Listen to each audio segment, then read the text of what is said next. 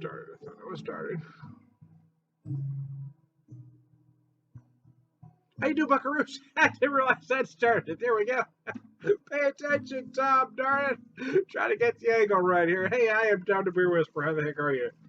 So, to kind of give you a brief synopsis, I did a whole bunch of videos over this nice holiday week or so, and a few of them kind of I did a couple that came out really well, so I wasn't thinking about it.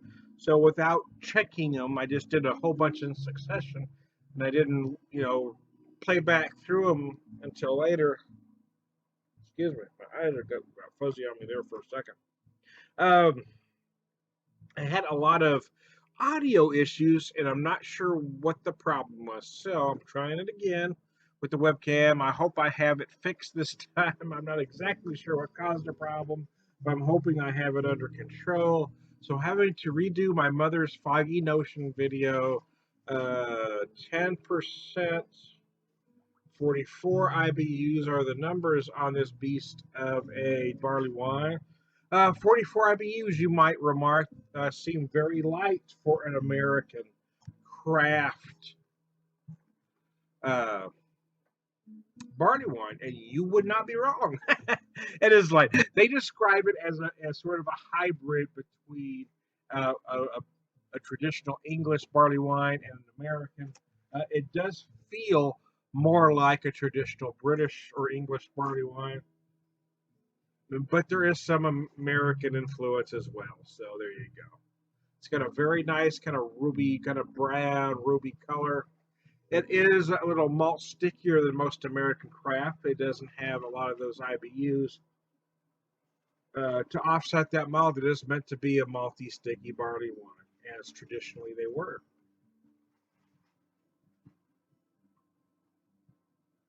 Oh, very nice indeed. Okay, so let's I don't know. Let's pretend I know what I'm doing. I'm going to give you some notes, such as it is.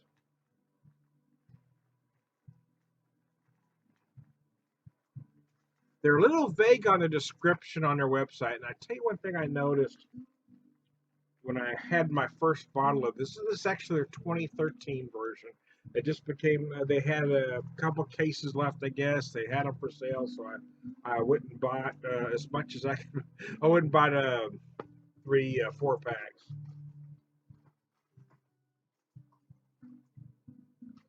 Oh, it's very nice. I didn't look at their website before I popped my first bottle, and I noticed it felt like, oh, excuse me, while I scratched my nose, darn it. They had it felt like there was some oak in it, and then I checked their website, and they have oak and a question mark. They're just kind of brewer's notes. So I don't know. I don't know if this was aged on oak, if they maybe used an oak stave, if it was oak was near the process when they were brewing it. I don't know, but you certainly son of a bugger, my nose itches. Darn it.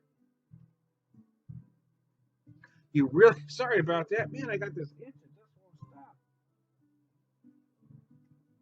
It starts in my nose and goes clear down to my groin. It's just itches. No, I'm just kidding, man. I'm just messing with you. No, but they do mention oak on their website. It's a big malt sticky barley wine, and I don't know what I'm supposed to get, to be honest. But I am feeling some fruit notes on the nose. I'm feeling some big rich malt, but I'm also feeling some dark, almost overripe plum on the nose.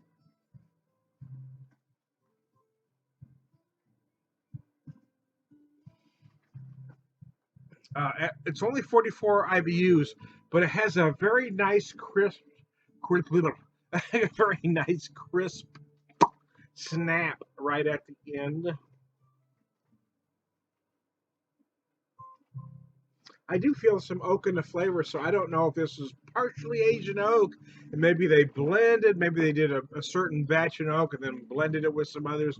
I don't know what they did, but I swear to goodness, there's some oak involved in this somehow. Again, I'm not sure what fruity esters I'm supposed to be getting, but I'll be darned if I don't feel some plum and raisin going on in this thing. I'm also feeling some big, rich malt. I'm feeling some nice, deep kind of burnt sugar-like notes, like a deep brown sugar molasses kind of thing going on. So I'm going to kind of offset all that. I'm going to use this nice scotch I was drinking as a bit of a palate cleanser. And we'll start again. This is some Glenfiddich 12-year-old single malt that was given to me as a gift for Christmas.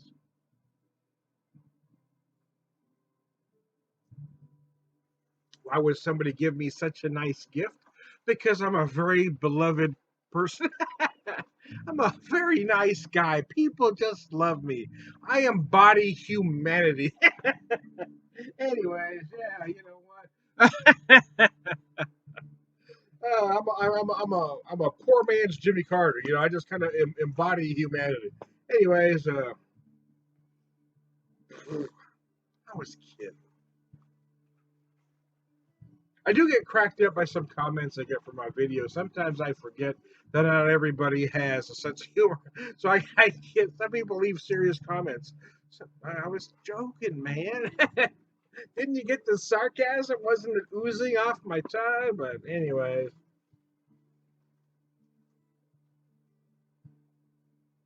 Oh yeah, and let's start again.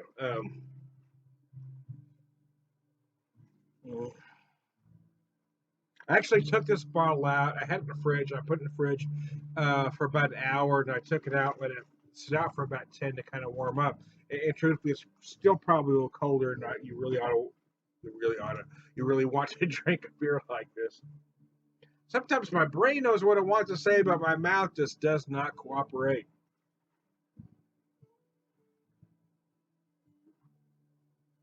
Like what I mean to say most of the time is, "Thank you, honey. I appreciate that." What comes out is, "What the hell were you thinking?" I don't know, man. I just think that I'm in trouble. Like now.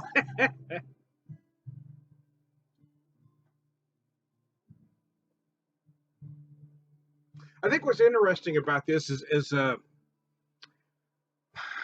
when I've talked to folks that don't like barley wines, in most cases, what they're talking about is just that some are just so malt sticky and sweet.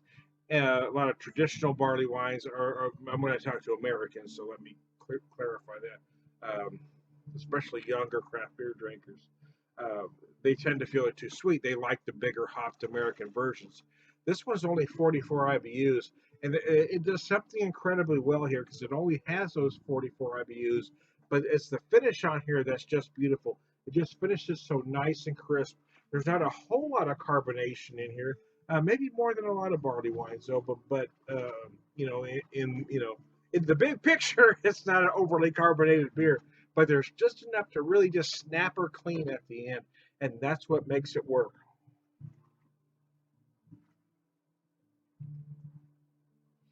Again, I like to talk to Brewer out there to figure out exactly what he wants people to taste. I was expecting big malt notes, and I am getting some fruit notes that I didn't expect. So I'm wondering if it's just my palate. It's just what I'm tasting at the moment. Who knows? What I do know is that it's a very enjoyable barley wine. It's a 10% 44 IBU barley wine, and I paid $11 a 4 pack for a 2013 vintage. I'm thinking that's a pretty damn good deal. That's what I'm thinking. I'm thinking I probably should have bought more. But two reasons. I didn't have a lot of money, but mostly just didn't want to be greedy. I bought 3 4 packs. I figured that was enough. And my wife was there, and I don't like to tell her what I spend on beer. Like to keep that just between you and me, man. Because she doesn't watch this stuff. As long as you all don't tell her, she's not gonna know. In full disclosure, she's here. See, she's here as I'm doing a video. But if I didn't say that, sure enough, there'd be that one guy without a sense of humor that I was talking about earlier that would remark, "Well, Tom, you shouldn't hide things from your wife." No, I don't. I'm making a joke. Can you guys not figure that out? Anyways. Damn, are people not raised with a sense of humor these days?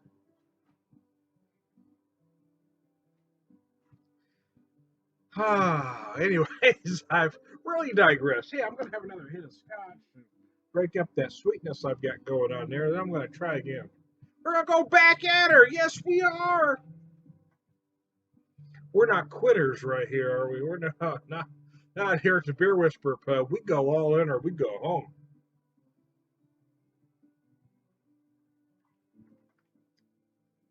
So yeah, I just started doing some new live segments.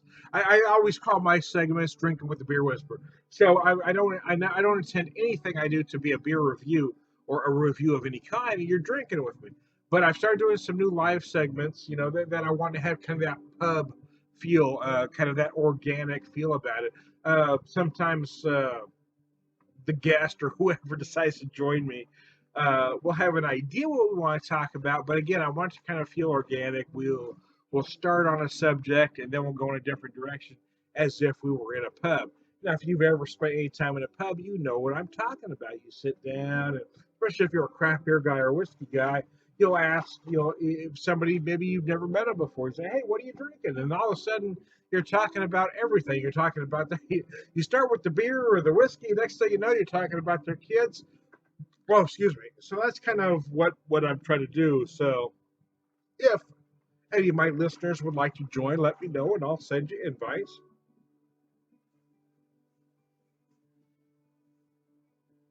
I really don't want to do more than one, two, maybe three guests top at a time because I don't want it to feel like a free for all. I want it to feel like a nice organic pub conversation.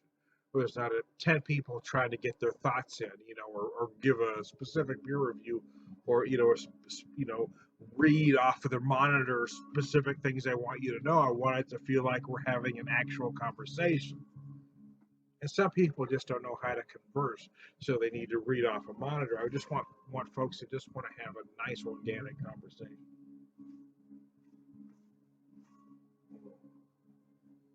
So there you go. I wanted to drink this whole beer in front of you, but quite frankly, we've talked for 12 minutes now, or I've talked for 12 minutes, and I've still got a good 10 minutes left on this. So I just wanted to make sure I covered what I need to cover about this beer. It really is brilliant. This is the 2013 version. And I remarked, I don't know, maybe 2 or 3 weeks before they actually put this out that I was kind of bummed they weren't doing it this year. Um, Last year they had some MILF tucked away that they let out at this time, so I was kind of bummed they didn't do that too. So anyway, the MILF's supposed to come out at the end of January. Right now, I've got me some Foggy Notion from 2013. I don't know if they want to revamp the recipe or whatever they decide they want to do, but I really, really, really, really, really hope they do this beer again because it is just one of my favorite barley wines. Mostly because it's so much different than what damn, maybe you've had enough, Tom. What most American craft people are doing these days. This is Tom the Beer Whisperer. Let me take a drink. Thanks for joining me, y'all. We'll talk to you later. Goodbye.